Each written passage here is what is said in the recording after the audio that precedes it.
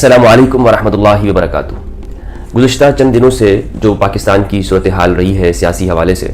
اس پر میں نے کچھ پوسٹیں کی ہیں اور جو میری سرگرمیاں ہیں اس پر چند دوستوں نے سوالات کیے ہیں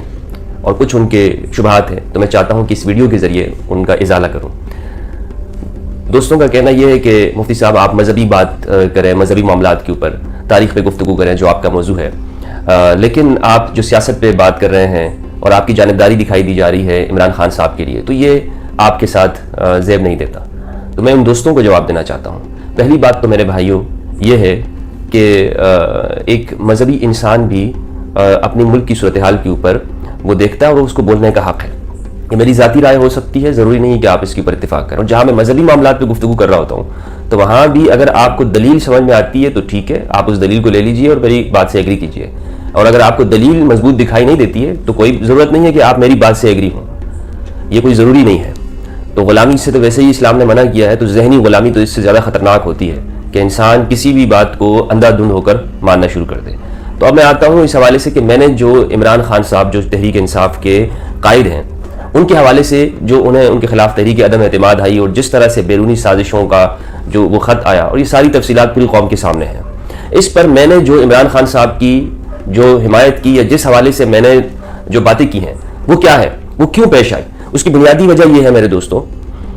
دو بنیادی وجوہات ہیں۔ پہلی تو یہ ہے کہ عمران خان صاحب نے اس وقت پوری دنیا کے اندر واحد لیڈر تھے اپنے دور میں جب حکومت میں تھے کہ انٹرنیشنل سطح کے اوپر، عالمی سطح پہ، بین الاقوامی فورمز کے اوپر اسلاموفوبیا کے اوپر بات کی۔ یہ اسلاموفوبیا ایک حقیقت ہے اور دنیا کے لوگوں کو بتایا کہ آپ جسے جو سمجھ رہے آزادی اظہار رائے، وہ آزادی اظہار رائے نہیں ہے بلکہ وہ اربوں مسلمانوں کی دل آزاری ہے، اور اس میں انہیں کامیابی بھی ہوئی۔ اقوام متحدہ نے جو اتنے عرصے وہ بات نہیں سمجھ رہے تھے، وہ یورپ کے لوگ کہ جنہیں یہ بات سمجھانا مشکل تھی، وہ اسے آزادی اظہار رائے سمجھ رہے تھے کہ رسول اللہ صلی اللہ علیہ وسلم کی شان اطہر میں کوئی گستاخی کر دیتا ہے، کارٹون بنا دیتا ہے، تو وہ کہتے تھے یہ اس کا فریڈم آف ایکسپریشن ہے، فریڈم آف ریلیجن ہے، یہاں پہ فریڈم آف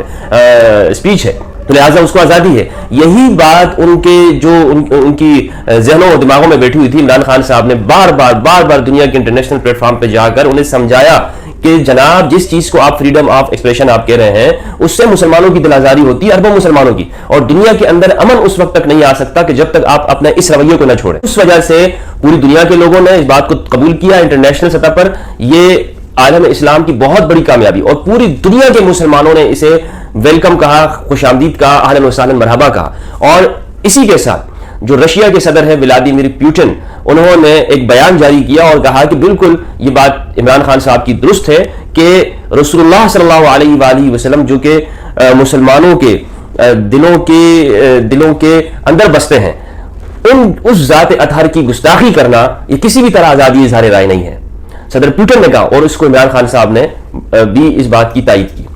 تو ایک بات تو یہ ہے، یہ مسلمانوں کا، سب مسلمانوں کا مسئلہ ہے، چاہے کوئی شخص پیپلز پارٹی کا ہے، پی ایم ایل این کا ہو، یا جماعت اسلامی مولانا فضل الرحمان صاحب کی جماعت کا، کوئی بھی ہو، مسلمان ہو، عرب ہو، عجم ہو، ایرانی ہو، فارسی ہو، ترکی ہو، کوئی بھی شخص ہے جو مسلمان ہے، یہ ان کا مسئلہ تھا۔ عمران خان صاحب کو اس کے اندر کامیابی ہوئی، اسی وجہ سے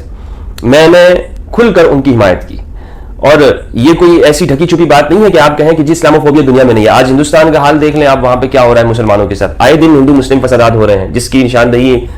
ہم کرتے رہے ہیں، اور ہم نے یہ بات کہی ہے کہ ہندو مسلم امن کے ساتھ وہاں پہ رہیں، لیکن جو حالات وہاں پر ہیں وہ سب دنیا کے سامنے ہیں۔ عراق کے اوپر عمران خان صاحب نے بات کی کہ وہاں پر جو بیرونی مداخلت ہوئی، جس طرح اس کو تباہ و برباد کیا گیا، یہ درست نہیں ہوا ہے۔ جو دوسری اہم وجہ ہے وہ یہ ہے کہ قوموں کے اندر دیکھیں جو خودداری اور غیرت اور حمیت ہے، یہ سب سے بڑی چیز ہوتی ہے۔ اگر کسی قوم کو غلام بنانا ہو تو سب سے پہلے اس کے اندر سے خودداری نکالی جاتی ہے، اس کی غیرت اور حمیت کو چھین لیا جاتا ہے کہ شاید تمہیں کوئی بھیک دیتا رہے، تمہارے اوپر حکومت کرے، تمہیں غلام بنائے، تم پھر بھی یس سر کہتے رہو۔ یہ ہماری گھٹی میں پڑ گیا ہے، ہماری اس قومی ڈی این اے کے اندر ہے کہ ہم لوگوں سے ڈرتے ہیں، ہم اپنے M N A, M P As, S H O, ان سب کا خوف ہمارے اوپر سوار ہوتا ہے۔ ہم یہ نہیں سمجھتے کہ یہ لوگ ہمارے خادمین ہیں، اور کیا کہتے ہیں نہیں بھائی کوئی بھی بلیک ویگو کے اندر آ رہا ہو تو ہمیں سے ڈر لگنے لگ جاتا ہے، خوف، گھبرانے لگتے ہیں، اس کے سامنے بات نہیں کر سکتے، جی حضوری کرتے ایسے کھڑے ہو جاتے ہیں، جی یس سر۔ اور یہ جو کلچر ہے یہ ہماری قوم کے اندر، یہ ایسا بنیادی ایک کینسر کے مرض کی طرح ہماری پوری قوم کو وہ کھائے جا رہا تھا۔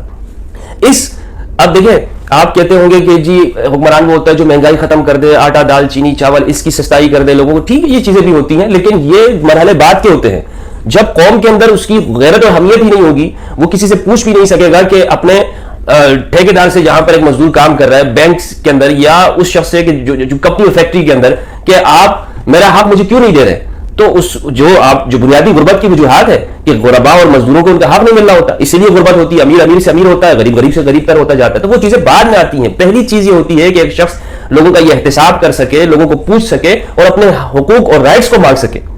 اس پر جو ہے عمران خان صاحب جب بھی بات کرتے تو اپنے نوجوانوں کو کہتے کہ عقابی روح جب بیدار ہوتی ہے جوانوں میں، نظر آتی ہے منزل ان کو آسمانوں میں، نہیں تیرا نشے من قصر سلطانی کے گنبد پر، تو شاہی ہے بسیرا کر پہاڑوں کے چٹانوں پر۔ اور عالمی سطح پر یہ بات کر دی اسلاموفوبیا کے حوالے سے کہ محمد رسول اللہ صلی اللہ علیہ وآلہ وسلم کی ناموس اور عزت یہ ہر مسلمان کا ایمان ہے، اس کا تحفظ کرنا اور اسلاموفوبیا کے خلاف بات کرنا۔ علامہ اقبال نے اسی پر کہا تھا کہ محمد سے وفا تو نے تو ہم تیرے ہیں، یہ جہاں چیز ہے کیا لوح و قلم تیرے ہیں۔ پوری دنیا کا امن اسی بات سے جڑا ہوا ہے۔ مسلمان یہی کہتے ہیں کہ آپ ہمارے نبی صلی اللہ علیہ وسلم کی توہین اور گستاخی بند کر دیں، ہم آپ کے ساتھ بھائی چارے کے ساتھ رہنے کو تیار ہیں، ہمیں آپ سے کوئی مسئلہ نہیں ہے۔ آپ کا چاہے کوئی بھی مسئلہ ہو، مذہب ہو، دھرم ہو، ہندو ہو، سکھ ہو، عیسائی ہو، بدھسٹ ہو یا چاہے آپ کو کرسچن یہودی ہو، ہمیں کوئی مسئلہ آپ سے نہیں ہے، بس آپ ہمارے نبی صلی اللہ علیہ وآلہ وسلم کے اوپر زبان درازی کرنا بند کرتے ہیں، ہم کسی مذہب کی توہین نہیں کرتے۔ تو یہ جو دو باتیں تھی میرے بھائیوں، دو بنیادی وجوہات۔ باقی آپ کہہ سکتے ہیں کہ غربت ہے، مہنگائی ہے، اور اس کے بھی ان کے پاس جوابات ہے کہ جی لاک ڈاؤن ہوا اور وغیرہ وغیرہ، پوری دنیا کے اندر تیل کی قیمتیں بڑھی ہیں۔ ان دو وجہوں سے ہر صاحب ایمان شخص، ہر وہ شخص کہ جو اپنے نبی صلی اللہ علیہ وآلہ وسلم سے محبت کرتا ہے، اس کو کھل کے سامنے آنا چاہیے اور بولنا چاہیے کہ ایسے وقت کے اندر کہ جب دنیا کے اندر اسلاموفوبیا، اور ہمیں ایک یہی لیڈر دکھائی دے رہے ہیں جو اسلاموفوبیا کے اوپر بات کر رہے ہیں، آنکھوں میں آنکھیں ڈال کر اس گستاخ رسول کے سامنے عمران خان نے بات کی جو فرانسیسی شخص ہے، وہ کس طرح آپ دیکھیں کہ بغلے بجا رہا ہے، شادیاں خوشیاں کہہ رہا ہے کہ جی اچھا ہوا کہ اسلامک ٹیررسٹ عمران خان چلا گیا۔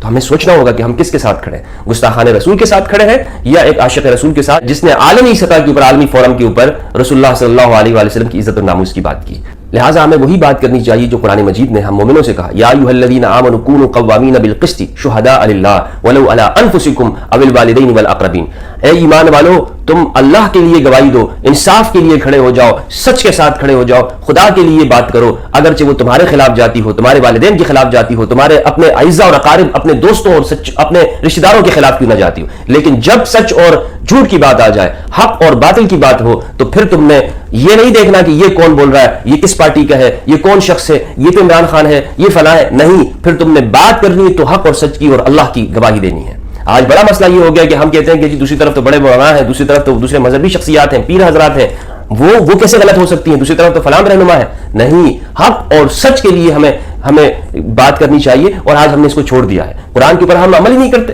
قرآن ہم سے مطالبہ کر رہا ہے کہ ہم نے حق اور سچ کی بات کرنی ہے، اور ہم یہ کہتے ہیں کہ یہ پارٹی کا، یہ فلاں لیڈر کی بات ہو رہی ہے، تو پھر ہمیں کس طرح دنیا میں عروج مل سکتا ہے؟ زوال تو اسی لیے ہم قرآن کو چھوڑ چکے ہیں۔ وہ معزز تھے زمانے میں مسلمان ہو کر، ہم ذلیل و خوار ہوئے تارک قرآن ہو کر۔ قرآن چھوڑ چکی ہے یہ امت، اہل بیت کو چھوڑ دیا، قرآن مجید کو چھوڑ دیا۔ دیکھیں اہل بیت علیہ السلام نے کس طرح قربانیاں دی۔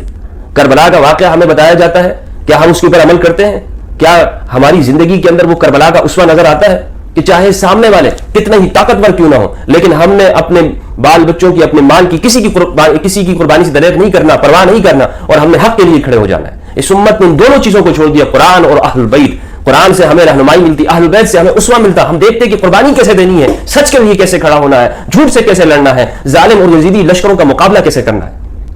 یہ آج ہمیں سوچنا ہوگا بحیثیت قوم، بحیثیت ایک مسلمان کی۔ یہ وہ وجوہات ہیں میرے بھائیوں کہ جس کی وجہ سے میں نے کھل کر اس پہ بات کی۔ اور یہ کوئی ضروری نہیں کہ ایک مذہبی شخص، مذہبی اسکالر وہ سیاست پہ بات نہ کرے۔ یہ میں سمجھتا ہوں یہ وہ لوگ کرتے ہیں کہ جنہیں کسی سے چلنے چاہیے ہوتے ہیں کہ جی اگر میں نے یہ بات کر دی تو میرا فلاں ڈور ناراض ہو جائے گا، اس لیے جی اسلام کا سیاست سے کوئی تعلق نہیں ہے، یا جی ہماری جماعت کا سیاست سے کوئی تعلق نہیں ہے۔ یہ کہیں پر بھی اسلام کے اندر نہیں ہے، بلکہ انبیاء کرام کانت بنو اسرائیل تسوسهم الانبیاء کلما ہلک نبی فخلف نبی آخر۔ صحیح بخاری کی حدیث ہے کہ انبیاء کرام بنی اسرائیل کی سیاست کرتے تھے، اور اس امت کے وارث علماء وہ سیاست کریں گے۔ لہٰذا یہ بات کہنا چھوڑ دیجیے کہ علماء سیاست پہ بات نہیں کریں گے۔ ایک مذہبی شخص کا فریضہ یہ ہے کہ وہ قوم کی رہنمائی کرے گا جس چیز کو وہ سمجھتا ہے۔ لہٰذا اللہ تعالیٰ سے دعا ہے کہ پروردگار ہمیں حق کو سمجھنے کی توفیق دے اور صحیح بات کرنے کی توفیق عطا فرمائے۔ والسلام علیکم ورحمۃ اللہ وبرکاتہ۔